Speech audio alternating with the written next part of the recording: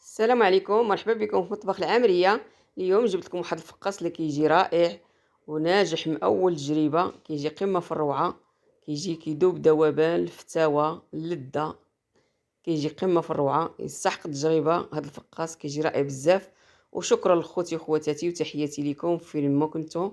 شكرا لكم على الكومنتيرات ديالكم والتشجيعات ديالكم. ندوزو نشوفوا هذا الفقاس البلدي لحقو طريقو شنو فيه. راه كيجي رائع بزاف. بسم الله. عندي هنايا 6 ديال البيضات. وما تنساونيش اللايكات ديالكم الفيديو والتشجيعات ديالكم والبارطاج، شجعوني باللايكات والبارطاج، شكرا لكم بزاف. عندي 6 البيضات، زدت هنا واحد الفاني، وعندي 2 كيسان ديال السكر سنيده الكاس قياس العنبه. عندي واحد القبيصه ديال الملحه. صافي كنخلطوا ديك البيض مع ديك السكر مع ديك الفاني مع ديك المليحه حتى كتذوب هذاك السكر مزيان. راه ساهل في التحضير، وغير تبعوا الطريقه اللي كنشارك معكم ونجح معكم اول تجربه، ما كيتفرقع ما والو، كيجي رائع. زدت هنا واحد 3 ديال المعالق ديال النافع كبارين مهرمشين، النافع البلدي، وكاس لارب ديال الجنجلان ولا كاس. انا المهم داكشي اللي كان عندي درتو، حتى لا عندكم حتى كاس ديروه. وكنزيد هنا 2 كيسان ديال الزيت كيف ما قلت لكم قياس العنبه. الجنجلان انا درت كاس لارب، نتوما ديروا حتى كاس، انا غير داك الشيء اللي كان عندي درتو. كنزيد هنا كاس ديال اللوز. اللوز انا ما مقطعاه ما مهرمشاه ما والو، يعني مخليه صحيح. كنمسحو غير من الغبره بواحد المنيديل وكنديرو. عندي هنا واحد نص كاس ديال الماء. هاد الماء كيعطي هشاشه للفقاس، وكيجيبو مقرمل وكيجيبو رائع بزاف. صافي كنخلطوا المكونات كاملين. دابا نزيدو الدقيق.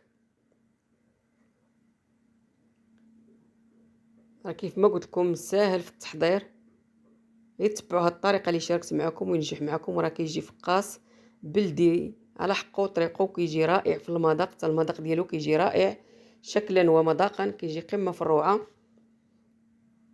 صافي كنبقاو نزيدو الدقيق بشويه بشويه. الدقيق انا دايره هنا الدقيق ديال الحلويات، اي دقيق ديال الحلويات ديروه. صافي كنبقاو نزيدو الطحين بشويه بشويه. العبار انا ديال الطحين هنا راه ما دايرها لكمش، ولكن انا غنقول لكم القوام اللي خصكم توصلوا له. كنبقاو نزيدو بشويه بشويه حتى كنجمعوا العجينه. انا تقريبا دخلت لي هنا شي كيلو ونص ديال الدقيق، ولكن هذا راه ماشي معيار، لحقاش البيض كيختلف، العبار ديال الكيسان كيختلف. صافي هنا غنزيد 3 ديال الخمارات حمر. هاد الفقاس راه ما كيتفرقع ما والو، كيجي رائع بزاف. اليوم ان شاء الله نشارك معكم الاسرار كيفاش ينجح معكم الفقاس. صافي كنزيد دوك الخمارات، وزدت شويه ديال الطحين، وغنجمع داك العجينه.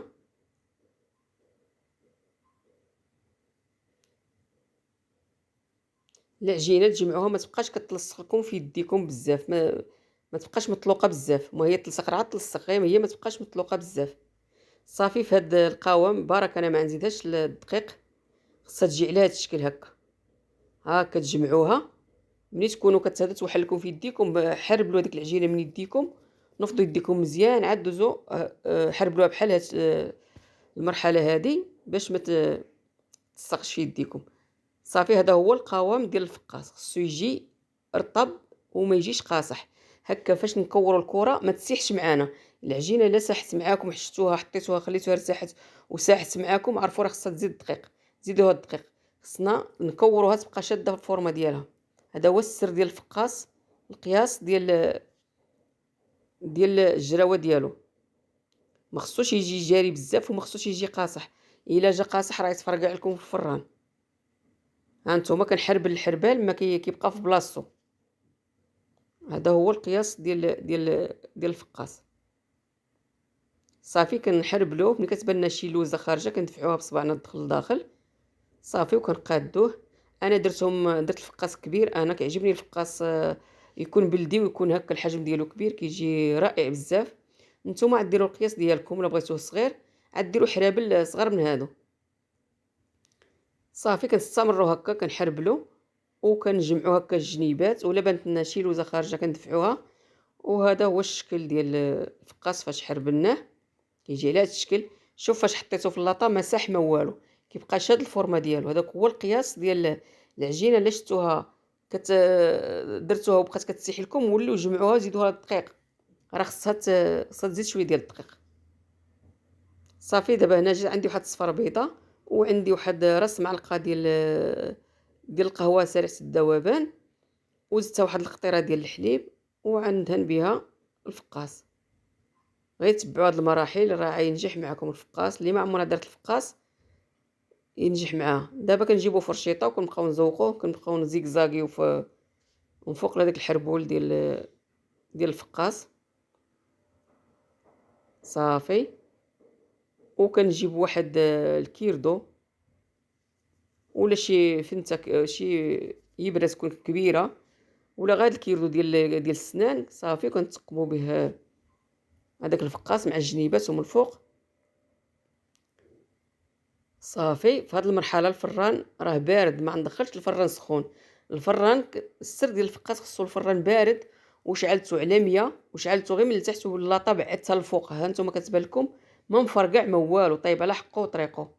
اللاطه كنبعدها الفوق الاعلى طابق، وكنديرو غير على 100، وكنقص الفران غير من التحت، وكنخلي الفقاس ديالنا يطيب على خاطرو. هنا انا هاد الوقت راه الدليق على شي ساعه ونص هو كيطيب. صافي من بعد ما كنخرجو هكاك سخون، كنغطيه بواحد المنيديل، وكنلمدو بواحد السلوفان ولا ميكا اللي عندكم. صافي وكنخليه يبات ليله كامله هو ملمد هكا حتى لغدا، عاد كنقطعوه كيصبح رطب وكيصبح مقادد، ما يتفرتل لكم ما والو، الا تبعتوا هاد النصيحه اللي عطيتكم. عفوا. صافي دابا خليته ليله كامله بات. كيف ما قلت لكم الفران ما خصوش يكون العافيه مجهده. الا كانت العافيه مجهده الفران راه غيطرطق لكم الفقاس وما يجيكمش زوين. الفران انا شعلته على 100، وشعلته غير من التحت، واللاطه طلعتها الفوق، بعدتها على العافيه، وخليت الفقاس كيطيب على خاطرو. ها نتوما ما كيتفرقع ما والو، كيجي رائع. دابا ندوزو نقطعوه. ها نتوما حتى في التقطاع راه ما كيضيعش وما كيتهرش. والنصيحه الثانيه، الاولى على الفران وعلى العجينه ما تكونش قاصحه وما تكونش خفيفه. الموس ضروري تشريوه جديد، يكون ماضي كيهبهب. حتى هذاك راه سر من الاسرار باش ما يتهرس لكمش الفقاس. هانتوما تبارك الله، انا راه جاتني الحبه على اختها ما تهرس لي حتى فرتوته. ولكن عندي الموس، هذيك الموس حاده، هذاك هو رقم واحد في الموس. صافي دابا من بعد ما قطعناه كيف ما قلت لكم انا درتو كبير شويه، كيعجبني الفقاس يكون كبير هكا بلدي. الا غريبه ولا فقاس كيعجبني يكونوا كبارين. وهذا هو الفقاس فاش قطعته. ها نتوما كي كيجي. دابا راني شاعله الفران من التحت ومن الفوق، وغندخل اللاطه تحمر. ها هي حاده الموس انا وريتو لكم. هاد الماركه د المواس كتكون ماضيه بزاف.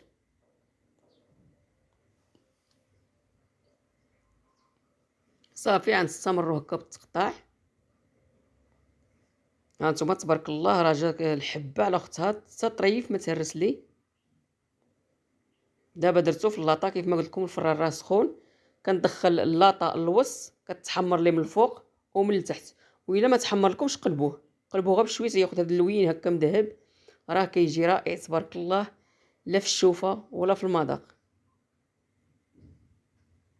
وتبارك الله عليكم. ها نتوما تبارك الله كي جا داير. ما تنساونيش من البارطاج، شجعوني باللايكات ديالكم باش الفيديو يطلع عند وحدين اخرين. وهذا هو الفيديو ديالنا اللي شاركت معكم. بسلامه عليكم، حتى الفيديو القادم ان شاء الله.